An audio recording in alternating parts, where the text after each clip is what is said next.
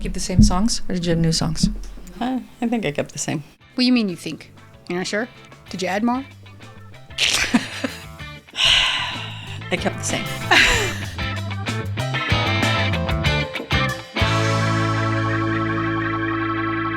So here we are in fall. It officially happened last week. Got my pumpkin shirt on. And so that usually is the beginning of the holiday season, where we get many, many, many, many iterations of various Christmas songs. You do get quite a few, yes. Yes. And some that people dispute aren't Christmas songs, but that's a whole other. Oh, like Hallelujah. No, it's Hallelujah. Hallelujah is like a Christmas song. It's always played at Christmas, but it's not a Christmas song. It's not a Christmas song, no. It's not even a religious song, if you really want to delve down that. Yeah, really. For those of you listeners and watchers, listen to the words. It has nothing to do with Jesus. Or Christmas. But I don't know why it's always played. I guess because of 'Cause Hallelujah. it sounds Hallelujah. Yeah. And they say that the Lord I in guess. it. And so that's all you need. Hallelujah and Lord. Christmas it is. So that brings us to today's topics. Mm-hmm. Topic. Sorry. one topic, Just yeah. one topic, people. Our top 5 songs that we feel the remake is better than the original. Okay. Speaking of, Okay. Hallelujah, my most favoritist version is Pentatonic's version. When you and I saw them, I Yes. tape recorded the whole entire thing. Oh, you did. I loved And it. do you watch it? I went back and watched it twice. And how long ago have you? A long time. Yeah. Wait, when did we go to see that? It's at least 2 years, I would say, right? 2 years or just Yeah. last year? No, it was the Christmas. I think it was before before, Two last. Christmases? Yeah. Oh, okay.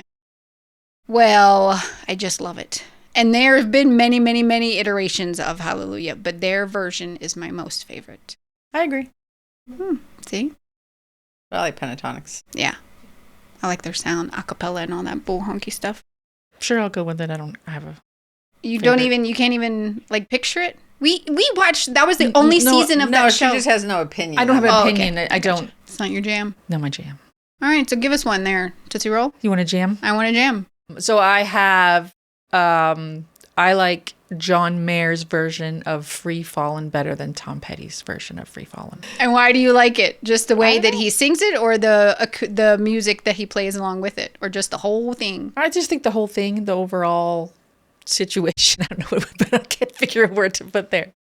I just like it better, and I think it's acoustic, which I tend to like those I better. do too. Yeah, so I really liked it when Sirius put out that acoustic. acoustic, Yeah. coffee house. Yeah. I remember I think you were the first one to find it, or was it me? I don't know. One of us. And I'm like, oh my gosh, we listened to it all the time. Now we used to. don't anymore. No, Yeah. we don't anymore. Yeah. Wait a minute. Was that on your list before? People. Yes. Oh, okay. This is our second time taping this. But I don't Technical recall. difficulties. Yes. Yes. And I don't remember that one. I think you even listened to it I think so. because I don't think Susanna knew. You know, we had to re-listen to some of these here. Mhm. Yeah. Yeah. I think you I agreed. Yeah. Well, I like It's John Tom Mayer's voice Petty. better than Tom Petty. Exactly. Yeah, I think it was. Yeah, I think that's what it was. Mm. So my first one, Poop. Well, I don't know that one. Hallelujah was one of mine. Dang I know. it. I thought. so I you thought already that. did I your thought first you one. were I did. doing it. I did. I thought you were kicking I it thought that off. was I thought that was like one of my, because I have some extras down here. I thought Oh. it was one of my extras. Oh. Well, Poop. All right, there, Well, Poop. Susanna. Your turn. So the song under protest Yeah. was Disturbed's The Sounds of Silence versus Simon and Garfunkel, which you disagree with me. I did disagree with you. Yeah. You think that Simon and Garfunkel is better? Because Yeah. of the harmonizing. Yeah. Mm, 'Cause the Disturbed is very just. I like the Disturbed one. That's how it sounds to me. Just if someone was in the background just going. That's right. There's no like. I re-listened to both and I stand by my choice. She's doubling down. She is. She's doubling down on that one. But you like Disturbed better? I do. Mm. I think they're two different. I can enjoy both of them Yes. as they are. You know what I mean? Yeah. But if I had to seek out one to listen to, it's never going to be Simon and Garfunkel. Yeah. And I would be the opposite. Angry. Pentatonics did A Sounds of Silence. Oh, really? I listened to that today too. How was it? I liked it. All right. Okay. Now the Yelling first one on at my us. list that because Hallelujah you was a little skipped bit. ahead. Yeah, I did. I skipped ahead. There you go. Is Landslide. And so by Stevie Nicks and Fleetwood Mac. Original, Yeah. Which I still very much enjoy. However, Dixie Chicks did a version and the Smashing Pumpkins did a version. And my most favorite is the Smashing Pumpkins one. I really, really, really. And I had the same song, but I think the Dixie Chicks is better. Although I do like the Dixie Chicks. I like their version as well. I like all three. I like every version of Landslide because there are many of those also. Yeah. But in the order, I think I like Smashing Pumpkins. I guess Fleetwood Mac and then Dixie Chicks would be the third for me. I think it would be Dixie Chicks, Fleetwood Mac, and then there's something about his voice singing it just throws me off. Sing us a verse. Because when we went to the Green Day concert, they were there, and I was like, oh, I wonder if they're going to play Landslide. But no, they didn't. No, oh. They were like, at some point, I feel like I'm at like a metal show because it was like, and they had some woman dressed in looked like armor, but spikes coming out of her, and I was okay, but they didn't sing it. Your turn. Again, I feel like it just went. No. Okay. Well, you said Dixie Chick. Was that on Disney Chicks? Dixie Chicks and Landslide? Was that? That was on my list. Yeah. Oh, so is that one of your 5 then? Oh, well, I got others because. Okay, go ahead. Okay, I gotta refresh myself. Okay. Oh, so it's one of the songs that you like to sing along to. The Black Crowes, Hard to Handle. Otis Redding actually sang that first. Hard to handle now, mess around. Whatever that is, that you just said. But I think the Black Crowes version is better. I didn't realize Otis did it first. He did. All right. There. Gray-haired lady. Looking. All right. I had Whitney Houston. The I Will Always Love You. Yeah. Versus Dolly Parton. I think the consensus among the masses is that Whitney Houston's was better. Plus, Whitney Houston just has a better like a voice. diehard Dolly fan. Yeah, that's true. But even Dolly says Whitney's is better than hers. She said it's her song now. They're synonymous, I feel like. You didn't know the song. Like, unless you were a country fan and a Dolly Parton fan, probably you knew that song existed. It didn't, like, blow up until... It didn't become what it was until Whitney Houston and then you go back and listen to, someone else did it. You're like... Yeah, exactly. But it's just, how can you really compare the two of them? Yeah. Really, yeah. And I had no idea Dolly ever sang it in the first place. I mean, later, it's not like I just found out, but at the time, I didn't know. I thought it was Whitney's original song. And then speaking of some songs that I didn't know had originals, and then I feel like is another song that is synonymous with the artist, is Girls Just Want to Have Fun. Yeah, Cyndi Lauper. Yeah, but it was originally done by Robert. So a dude saying Girls Just Want to Have Fun? Yep. Robert Haggard or Hayyard. I can't read my own writing now. But it's anyway, but I had no idea. I thought it was just Cyndi. It was always Cyndi. That song, when I hear that song, I think of Cyndi Lauper, and this dude sang it before her. Did you listen to the dude? I did. I think it's slower. And then another song that I didn't know somebody sang before was Tainted Love by Soft Cell. Again, feel like that was like their biggest hit ever. That's the only song I know by them. So, I mean, I'm sure they have others, but I don't know any of the song by... Some chick named Gloria Jones sang it first. Some chick, yeah. All right. Let's see. The next song that I have on my list is Behind Blue Eyes by The Who. Yeah, I think we had a disagreement on this one, too. And I prefer Limp Bizkit's version. Limp Bizkit. That was on my list, too. For Limp Bizkit? Although, to the point that Tara made, the little wordy blurb in there, I could do without. Yeah. Yes. Otherwise, yes, I do. And then having gone and re-listened to the original one, I still stand by this one, like, even with the words in there. Yeah, I can't, yeah. I mean, the Who's version, again, is still nice, but I rather enjoy Limp Bizkit's version better. Okay, that's, what I say. Because if you're a huge Who fan, or even from that generation, that is probably the only version that exists. Just like if something was remade that you grew up with. Like, I don't even know, let's just say it's Tainted Love. Or if somebody redid something from, what was my example? Well, that they have though. So I think somebody had Marilyn Manson. He did Sweet Dreams, so that was an 80s song that he redid. Same with Tainted Love. He did both, and I really like I thought so. Marilyn Manson's versions. I really do. I just have an affinity for soft cell because I grew up with it. Right. And so for The Who, for some of these, like Stevie Nicks too, these people really like Stevie Nicks, but or they really like I'm not The Who. from these people's era. That's true. For The Who, but I still would think that it's a better version, even though that's not my time. Mm-hmm. All right. Next, whose turn is it? I don't remember.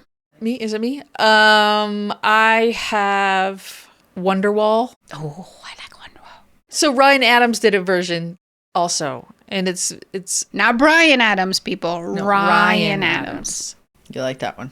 I think I go back and forth. Sometimes I like that one better, and then sometimes I don't, because it's a slower, kind of sadder sound, which I tend to gravitate towards for some reason. Are you okay? And when I first heard it, I was like, oh, I like that better. But then just kind of, I don't know, every once in a while, I'm like, oh. I think it's also nice to just hear a song that you like maybe reimagined, and you're like, oh, it's different, and it's slower, or it's faster, or it's angrier. Or yes. Yeah. And you're like, oh, I could listen to this. I like when Joan Jett sings the Mary Tyler Moore theme song. Yeah. I'm like, oh yeah, I like that. Mary Tyler Moore. And then you're singing Mary Tyler Moore theme song. I like it when artists redo. Like I'm usually not one to say, oh, you should have left the original alone. Bring it. Yeah. I'm open to getting someone else's feel of that particular song, or the lyrics, or the beat, or you know what I mean. I like it. Yes. Whatever. You know what I mean, man? Yeah, man. And then my next one, I guess, was Sinead O'Connor. Oh. Nothing Compares to You.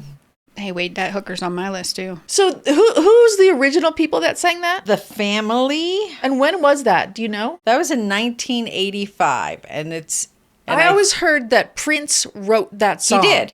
And he way wrote back then he wrote it. Oh, okay.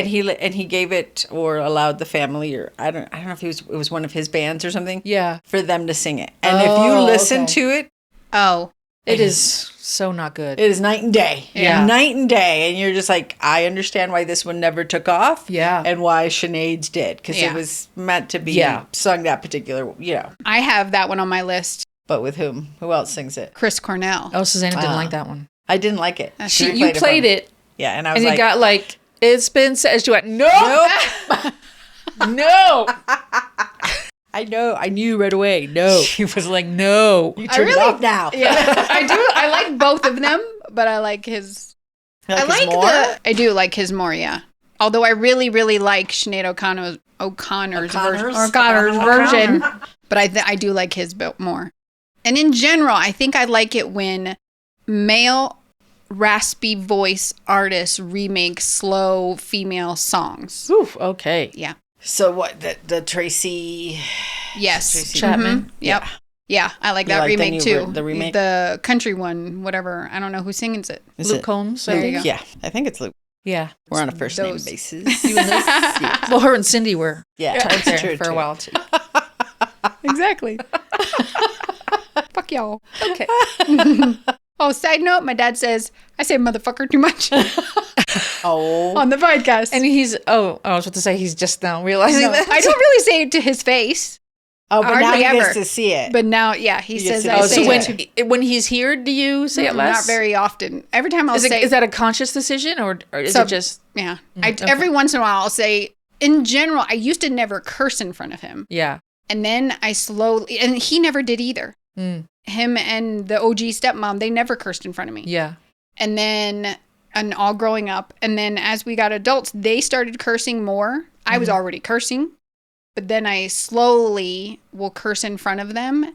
And every once in a blue moon, I'll say the fuck or something. But the fuck. The fuck. Okay. They binge watched a few episodes last week or the week before. Uh-huh. And I said, okay, so what's your feedback? You say motherfucker too much. I don't know. And then you have other people who say you don't say it enough. Yeah, exactly. They're like, oh, yeah, you're censoring yourself now. Yeah. I don't think it's conscious. No, we decided we were gonna. Well, we did, and then we decided, then we said, "Fuck it, fuck it." We're just gonna say whatever we want Mm-hmm. because it doesn't make a difference anyway. No. Although we have 43 subscribers. And thank you, every one of you. Yes. All right. Well, I piggybacked off her Nothing Compares, so now we're right back over to you, Moose Lady. She's referencing her Moose T-shirt. lady. Yes, her T-shirt. She has a big old moose on her T-shirt. He's wearing glasses. Okay, so one we didn't have last time is Stevie. Are you familiar with the Red Hot Chili Peppers' Higher Ground? Yeah. I think So Stevie Wonder did that originally, Mm. and I kind of like I think I like the Chili Peppers better than Stevie Wonder. I think I would have to listen to that because I'm a fan of Stevie. Do you want to listen to it right now? Sure, why not? And we'll play hold music. Dum, no, no, no. Do do do do do. What is that girl from Ipanema? Oh, yeah. Yeah. Ipanema. Ipanema. Yeah, there we go. Sounds like porn music. It does.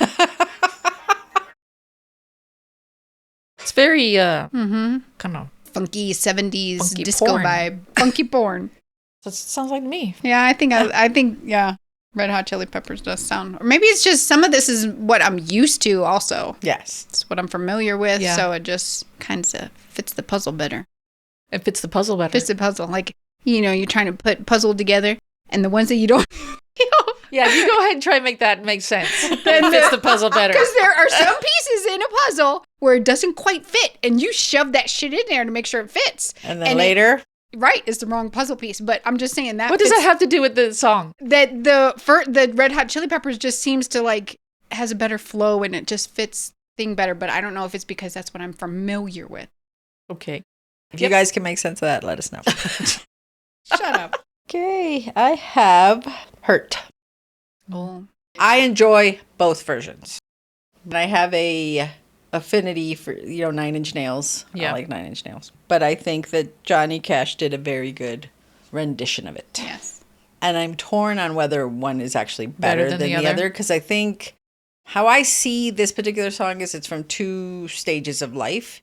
And it fits in both stages, right? So you're looking at, because it's about, isn't it like suicide and pain of living and that kind of thing? And if you're a young person and you were listening to 9 Inch Nails, then it fits, right? It's a song that you can identify with. And if you're listening to Johnny Cash's version, He's dying. he's not, yeah. So at the end of life, it's whether you have regrets, whether you're looking at it from this side of your life versus over here. And it still fits. And I think that's pretty cool for a song to fit in 2 stages of your life and then have it mean something, even though it's sung by 2 different people. Yeah, I wasn't a fan of Johnny Cash's version. Oh, I like that. Again, it's the part that I guess I just don't like that droning sound and very monotone. And Do you like any Johnny Cash songs? I wouldn't say that I like it. I mean, I think I would. What was it? Shot a man somewhere just to watch him die. It's a little peppier, even though he's talking about he's shooting a man. But I just felt like the Hurt one was just all very slow and drawn out, and his voice is very monotone. And I like them both. And then the final one on my list I really, really like is Last Kiss originally by Wayne Cochran. But I like the remake of Pearl Jam's. And that's wasn't Pearl Jam, they were on Sunday Morning last week. And you're sorry you missed their... I'm sorry I missed their big... I mean, they're still around, obviously, and doing shit, but that was just not my thing when they were most popular in the 90s. And I'm a very eclectic type of person when it comes to music. I'll listen from all places. Mm-hmm. And I knew they existed, but I just never really paid attention and didn't. But I'm sad I didn't. Because I really would have liked to enjoy them, but you can in their heyday, and I do. But what does it matter if you enjoyed them in their heyday or you enjoy it now? Because, I feel like I could have. So, for some people, I don't know about you, but for me, when it comes to music, especially when I was younger, I grow a connection with the artist with whatever it is that they're singing. Mm-hmm. Let's just take Boyz II Men or Alanis Morissette. I really liked both of them when they were big, and I still have an affection for them. Mm-hmm. And so it's just different that Pearl Jam, I feel like I could have had a stronger connection with Listen, and I don't. They're around. I know. That's why I said they're still around. But so I guess that's why I don't understand what you can't have a connection to now. You can go back and listen to those albums, the previous ones, and they're still touring. You can even go see them live. So it's like, oh, Susanna, I wish I would have known you when you were younger. Yeah. But now that you're older, I can't really know you because I missed it then. And now you're too old for me to really bond and have a connection with you. Listen, the bonding's much better now. I was a mess back then. So I guess that's where I don't know. I just would have liked to have had the experience of that band at that time of my life. And I could have had a strong... Is it too late now? Like, it's not too late, but it's not the same. Because when we went to the Green Day concert, you could literally see a generational... There were people who were my age, and then people who were in between, and then like kids, like teenagers. So it's not like the teenagers like, oh, that was like my mom's band. I'm sorry, I can't like Green Day. No, they just... No, I still like them. I just feel like I would have a stronger connection because whatever was happening in my life at that time, that's where I draw my connection. Is usually it's not just that I enjoy the song. Yeah. Usually I have some sort of an affection for it because I feel like I can relate to it. I have a stronger connection for songs that I can relate to. And I feel like had it been around... songs that you hear now? It's not quite the same because I'm not in that place in my life. But if it's a new band that comes out now, then you can build this connection? No, I think I'm too old. You're too old to build musical connection. I feel like it because I can enjoy plenty of songs and genres and do all the things. But the connection that I have for artists that I liked when I was in my early 20s is just actually teenager. I would say from about 13 to about 25. That's where I had different experiences with music than I do now. You tend to develop deeper, like emotional connections and memory connections with things in your that happened to you in your teenage years because of all the changes that are hormonal, your development stages, all of that. You're all in your feels, for lack of a better word. So all of that. That's why people always are like, they remember high school or sometimes some people get stuck, peak at high school for lack of a better word. And they're defined by their experiences in high school. And they never seem to like move beyond those are the music that you listen, like say the 80s. For a lot of people, it's like, if you grew up with 80s or 90s, that's your music. And then you can listen to that for like the rest of your life. Yeah. Now I can listen to 80s music, but I don't have to. So you said the teenage years, but my teenage years spanned 80s and 90s. Yeah, so it would be both of those. But I don't think I put a timeline on my musical connection because I didn't start listening to Sarah McLachlan until I was in my mid-20s.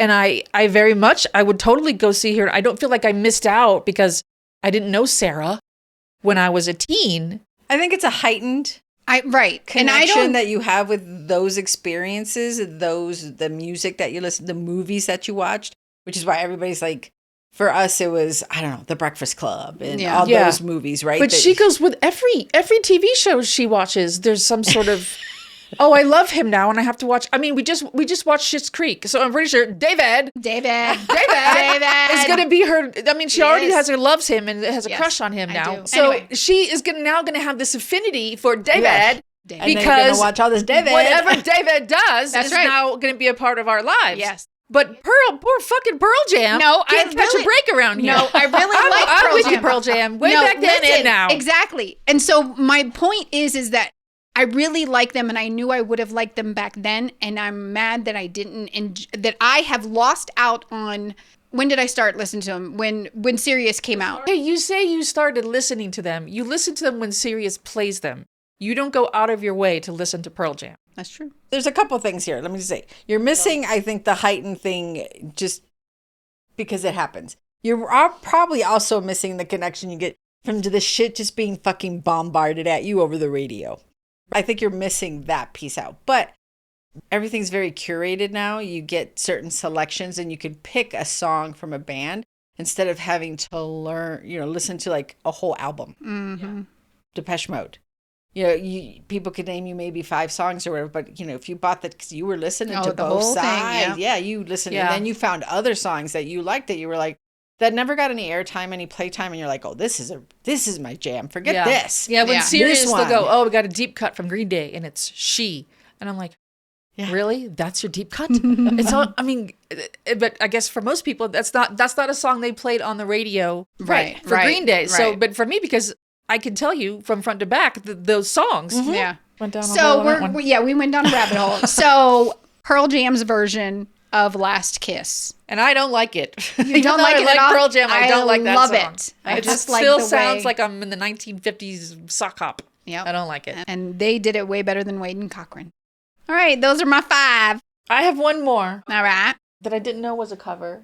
Greatest Love of All Oh. was sang by some fella named George Benson. Mm, And of course, it's way better. it is. Yeah. Well, anything Whitney frickin' sings That's is what- way better. I mean, I think Kelly Clarkson's like the new Whitney Houston. Oh, yeah. And those Yeah, poor 'cause- people, when she covers their songs, if I were a singer, I'd say, please don't. Yeah.